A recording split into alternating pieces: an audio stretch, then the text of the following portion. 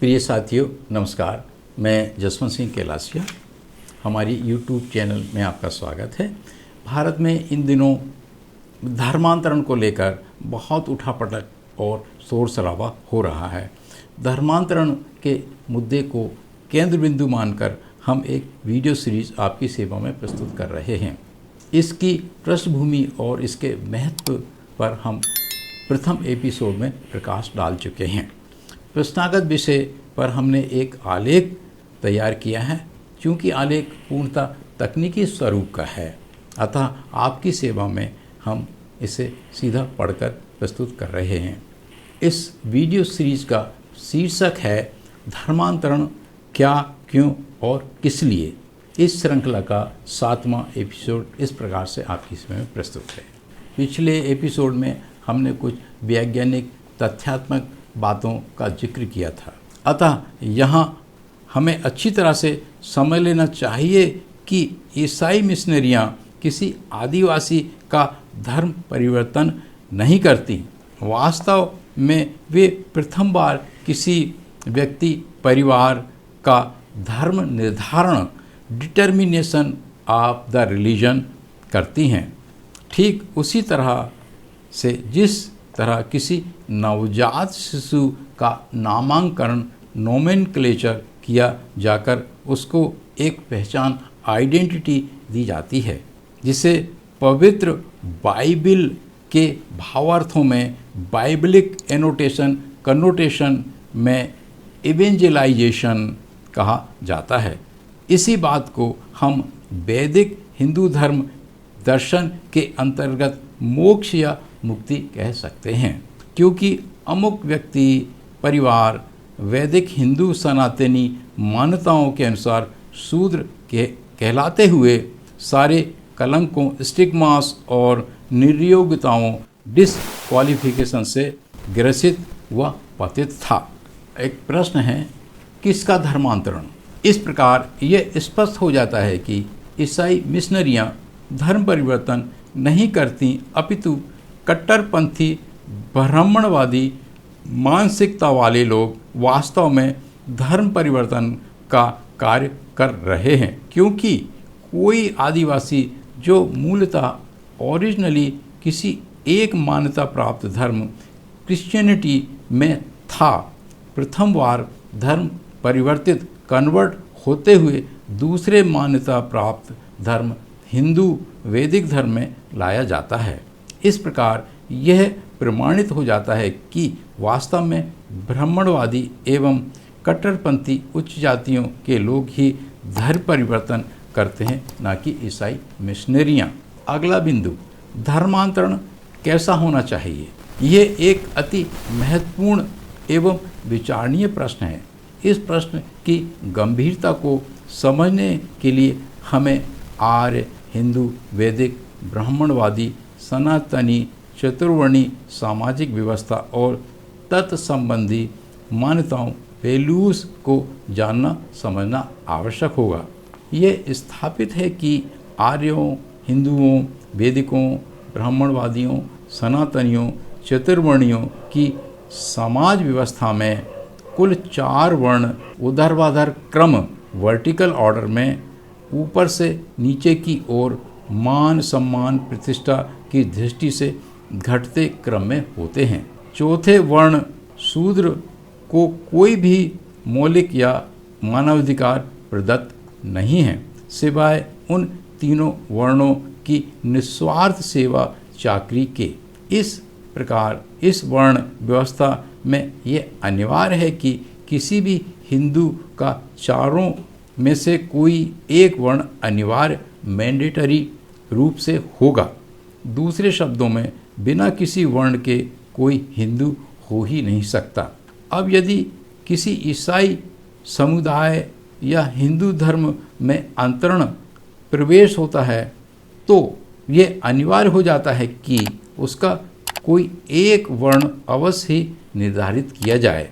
यदि ऐसा नहीं किया जाता है तो ना तो हिंदू वैदिक सनातन दर्शन के अंतर्गत और ना ही संवैधानिक और मूलभूत मानवाधिकारों के अंतर्गत तथाकथित धर्मांतरण की कार्रवाई पूरी होगी।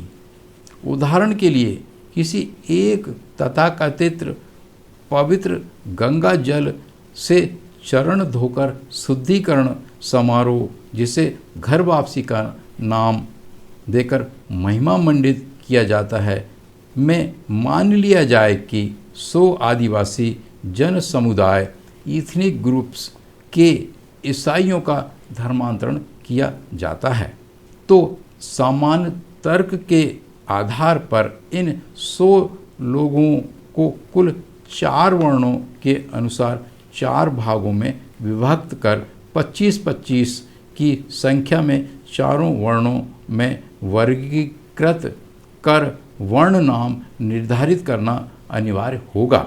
व्यावहारिक रूप से यदि समानुपातिक अंशों में विभाजन कर वर्ण निर्धारित करना संभव नहीं है, तो 100 लोगों में से युक्तियुक्त तौर पर यदि कुछ लोग ऐसे उपलब्ध हो जाते हैं जो प्रथम वर्ण ब्राह्मण की औसत योग्यता के समतुल्य योग्यता रखते हैं, तो उनका ब्राह्मण वर्ण निर्धारित करना चाहिए। शेष बचे लोगों में से यदि कुछ लोग ऐसे उपलब्ध हो जाते हैं जो द्वितीय वर्ण क्षत्रिय की औसत योग्यता जैसे कि शारीरिक तौर पर बलिष्ठ हैं, तो उनका क्षत्रिय वर्ण निर्धारित करना चाहिए। इसके पश्चात पुनः शेष बचे लोगों में से कुछ लोग ऐसे उपलब्ध हो जाते हैं जो तृतीय वर्ण वैश्य की औसत योग्यता के समान योग्यता रखते हैं, जैसे कि संभव है उनमें से कुछ लोग व्यवसाय कर रहे हों, तो उनका वर्ण वैश्य निर्धारित करना चाहिए। साथ ही उक्त वर्ण निर्धारण कार्रवाई में उक्तानुसार परंपरागत वर्णधारियों के विवाह योग्य युवाओं युवतियों से नव वर्ण निर्धारित अर्थात धर्म परिवर्तित बनाम घर वापस आए लोगों में से विवाह योग्य युवकों युवतियों से विवाह करने की कार्रवाई भी अनिवार्य हो जाना चाहिए, तभी धर्मांतरण की प्रक्रिया पूरी होगी। और अंत में शेष बचे लोगों को शूद्र वर्ण में शामिल किया जा सकता है, वो भी उस दशा में जबकि उन्हें उनके मौलिक संवैधानिक अधिकारों के तहत हिंदू दर्शन और उसकी मान्यताओं को तथा विशेष रूप से शूद्रों के उत्तरदायित्वों अधिकारों कर्तव्यों की पूरी तौर पर जानकारी दे दी जानी चाहिए, समझा दिया जाना चाहिए।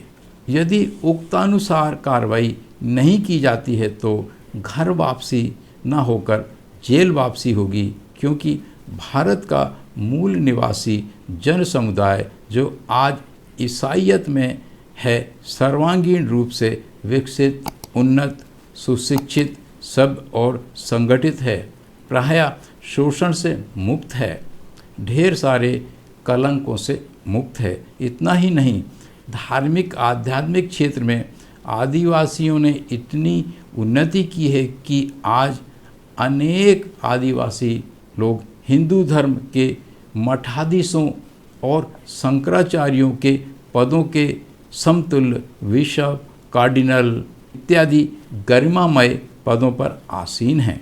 हम आरएसएस कट्टरपंथी उच्च जातीय हिंदुओं से पूछते हैं कि करोड़ों गैर क्रिश्चियन आदिवासियों में से अपने हजारों वर्षों के इतिहास में किसको शंकराचार्य या मठाधीश बनाया है। इस प्रकार सार संक्षेप में यह प्रमाणित हो जाता है कि ब्राह्मणवादी विदेशी आर्य उच्च जातियों का धर्मांतरण का मुद्दा मुक्ति की प्रक्रिया के विपरीत भारत के 85% गैर हिंदुओं मूल निवासियों को मानसिक सांस्कृतिक और आध्यात्मिक गुलामी को और पक्का करने का मुद्दा है। प्रिय साथियों, इस प्रकार इस श्रृंखला का 7वां एपिसोड यहाँ समाप्त होता है। हमारे साथ बने रहने और हमारे वीडियो को पूरा देखने के लिए बहुत बहुत धन्यवाद। यदि आपको लगता है कि हम कुछ मौलिक बातों पर चर्चा कर रहे हैं और आपकी जानकारी में वृद्धि हो रही है, तो कृपया हमारी चैनल को सब्सक्राइब करने, शेयर करने और अधिक से अधिक लाइक करने का कष्ट करें। हमारे साथ बने रहने के लिए बहुत बहुत धन्यवाद। नमस्कार।